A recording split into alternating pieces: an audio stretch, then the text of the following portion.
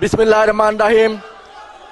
বাংলাদেশ জাতীয়তাবাদী দল যুক্তরাজ্য শাখা কর্তৃক আয়োজিত আজকের এই সভা জনাব সভাপতি, যুক্তরাজ্য বিএনপি সংগ্রামী সভাপতি, বিএনপি চেয়ারপারসনের উপদেষ্টা জনাব এম মালেক ভাই, আজকের সভা দক্ষ পরিচালক যুক্তরাজ্য বিএনপি সাধারণ সম্পাদক জনাব কৈসর মাহমুদ, আজকের এই অনুষ্ঠানে প্রধান অতিথি বিএনপির মহাসচিব সাবেক মন্ত্রী জনাব মির্জা ফখরুল ইসলাম আলমগীর সহ কেন্দ্রীয় নেতৃবৃন্দ।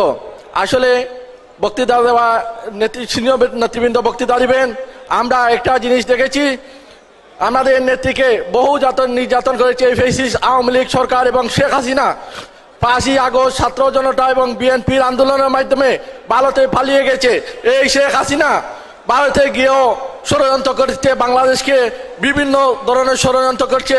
আমাদের নেতা এবং বিএনপির চেয়ারপারসন, ভারপ্রাপ্ত চেয়ারপারসন জনাব তারেক রহমান নির্দেশ দিয়েছেন এই ইউনূস সরকারকে সমর্থন করে, এবং আমরা আশা করব এই ইউনূস সরকার অতি শীঘ্রই এই ইলেকশনের তারিখ ঘোষণা করবেন, এই আশা ব্যক্ত করছি। এবং আজকের এই সমাবেশে, মহাসচিবের সমাবেশে লন্ডন মহানগর বিএনপির সকল নেতৃবৃন্দ অংশগ্রহণ করেছেন। লন্ডন মহানগর বিএনপির জনাব তাজুল ইসলাম এবং আবেদ রাজার পক্ষ থেকে এবং আমার পক্ষ থেকে সকলকে ধন্যবাদ এবং সুশৃঙ্খলভাবে বসার জন্য ধন্যবাদ জানিয়ে আমার বক্তৃতা শেষ করছি। বাংলাদেশ জিন্দাবাদ, বাংলাদেশ জাতীয়তাবাদী দল জিন্দাবাদ, শহীদ জিয়া অমরক, দেশের নেত্রী বেগম খালেদা জিয়া জিন্দাবাদ, তার অহংকার তারেক রহমান জিন্দাবাদ। আসসালামু আলাইকুম।